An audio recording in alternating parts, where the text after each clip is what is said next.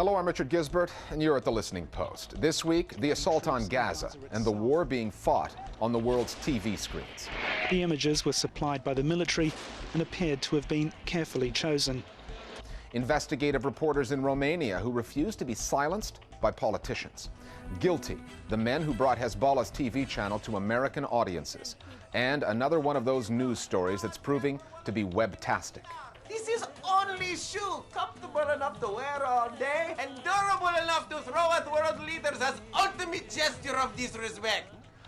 Welcome back. It's one of the world's biggest news stories, and most of the global media is on the outside looking in.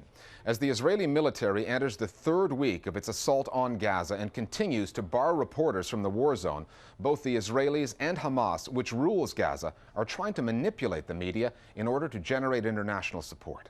For news consumers and journalists alike, the challenge lies in sifting through a multitude of news reports and determining who, if anyone, is telling the real story. Our starting point this week, Gaza, the Israeli invasion, and the spin that's designed to mask the truth.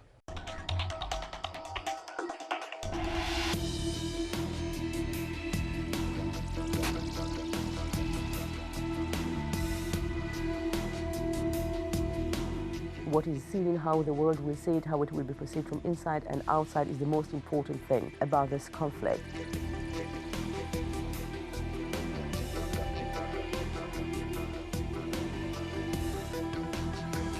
Media coverage in the Arab and Muslim world is clearly very partisan.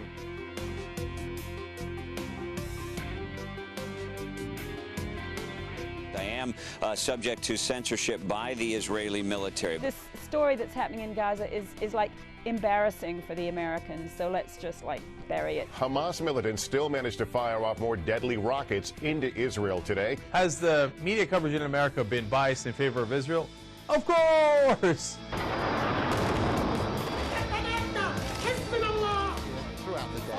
Informational warfare is defined as the use and management of information to gain a competitive advantage over an opponent. One of Israel's first targets in Gaza was Hamas's Al-Aqsa TV station.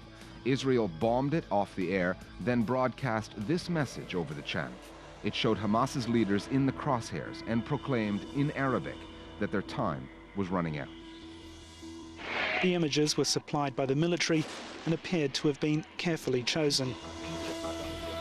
However, Israel's primary method of managing the flow of information out of Gaza is to stop the flow of journalists into the war zone. Most are locked out, reporting the Gaza story from Israel. Information warfare is proving paramount. Israel is corralling the press pack carefully. So basically all the reporters are sitting outside of Gaza, with the exception of Al Jazeera reporter and a few other reporters who are there, and they are prevented from covering Gaza. Therefore, they have no other choice but covering the south of Israel and what's happening there. Since April 2001, 5,000 rockets have hit in and around the town. Because that's where the only action that is available is happening. With Israeli ground invasion of Gaza well underway, the threat to Israeli citizens from Hamas rockets is still very real. By this very fact, even without dictating what is going to be on air or not on air, Israel is controlling the coverage. Mr. Ambassador, great to have you with us. News organizations have criticized Israel's refusal to let them into Gaza. This is just one example from CNN. When you shut all the journalists out well before anything got underway, even your own Supreme Court said, you've got to let them in. You still haven't done it. You're stage managing it. You have to that's why the international, you know, the Palestinian journalists are in there. When you are in the middle of war... You know what it looks like, though? And you know, to the outside world, it looks like you're hiding it. It looks like, yes, oh yes, think so. Very much so. Eventually, the Israelis did allow cameras into Gaza. Some of this was filmed during Israel's humanitarian ceasefire. But only if they were embedded with the Israeli military. Embedded journalists only see one side of the story, and their reports must be cleared by Israeli censors. The Israeli army has also invaded cyberspace. Earlier today, IDF forces were operating in the Gaza Strip when they came under mortar fire from Hamas forces. It has its own YouTube channel to get its side of the story out unfiltered. While the IDF makes every effort to avoid injuring non-combatants, Hamas intentionally targets civilians. The Israeli army has described new media as a war zone in the battle for public opinion. I think that this time the Israeli media machine is better than it's ever been. In the battle for hearts and minds, images are crucial. Israel considers as very important the propaganda and the information that is coming from the other side. There are injuries you just don't want to see in this world. Hamas has been controlling information as well. Camera crews routinely get up-close access to hospitals and civilian casualties, but not to the rocket launchers that Israel argues provoked the invasion. They are filmed from a distance. The images streaming out of Gaza are distributed by news agencies like Reuters and the Associated Press to networks and newspapers all over the world. The way those images are used can shape perceptions. The Washington Post gave equal prominence to an Israeli woman, on the right, traumatized by rockets landing nearby, and a Palestinian woman who had lost 5 daughters in the fighting. Show a picture of an Israeli woman suffering, show a picture of a Palestinian woman suffering, and call it even.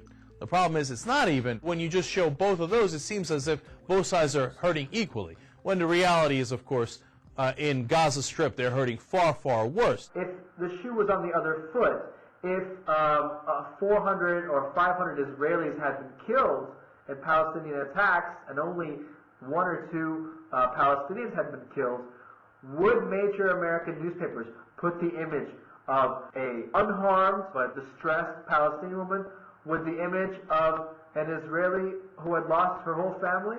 I find it really upsetting and difficult to see the kind of the racism that is implied in this coverage. They try desperately to provide what they call balance, and their version of balance is very interesting.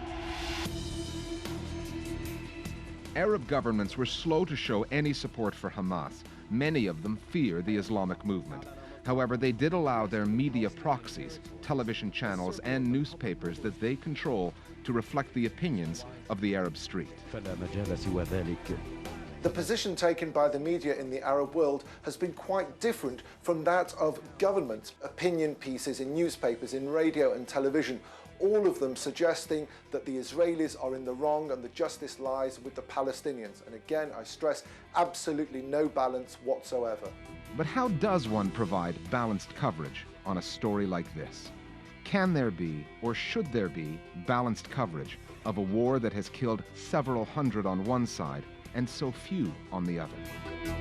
Actions provoke reactions, and in Gaza, Israel's actions in the air and on the ground are provoking reactions. There aren't enough beds to treat the injured.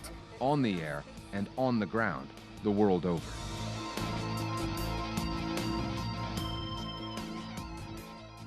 Here's how our Global Village voices see the reporting of Gaza. The media in Israel is behaving in the most beastly manner I've ever seen the media perform anywhere. All the lies by the military are reported as sacred facts. The numbers of protests across the country are concealed and the demonstrators are vilified in the media, but this pales when compared to the absolute and overall contempt for non-Jewish lives. The media can talk endlessly about anxiety suffered by Israelis and dryly gloss over the butchery of human beings happening every single hour in the Gaza Strip. A few hours ago, 30 children were murdered when our Air Force fired missiles at their school. But here it's obscured by much bigger news, the death of 1 Israeli soldier. I think one of the biggest challenges facing the domestic media in the UK and the international free media at the moment with the present conflict is authenticity, is being able to judge how much we're being told is true. With the level of censorship being imposed by the Israeli government, it's difficult at this stage to know whether their claims and the counterclaims are authentic. All media should clearly state that they're operating under the most intense censorship rules from the Israeli government. We built our Global Village Voice platform so we can get your perspective on stories being reported in the world's news media. Just email us at listeningpost@aljazeera.net and we will find a way via webcam or even camera phone to get your voice on the air. Time now for Listening Post News Bites. Sri Lanka's largest television station has been attacked and partially blown up over its coverage of the Tamil separatist story. 15 attackers invaded the building in the country's capital, Colombo. The studios of MTV were raided by gunmen armed with grenades. They shot up the channel's control room, destroying broadcasting equipment. MTV is privately owned and has been criticized in state-funded media for giving the Tamil fighters too much coverage and sympathizing with the rebels. A news director at MTV said the attack was a result of what he called MTV's unbiased coverage. 2 European journalists abducted 2 months ago in Somalia have been freed. Spanish freelance photographer Jose Sandon and Briton Colin Freeman were seized in northern Somalia. Officials said they were freed with the help of Somali elders and that no ransom was paid.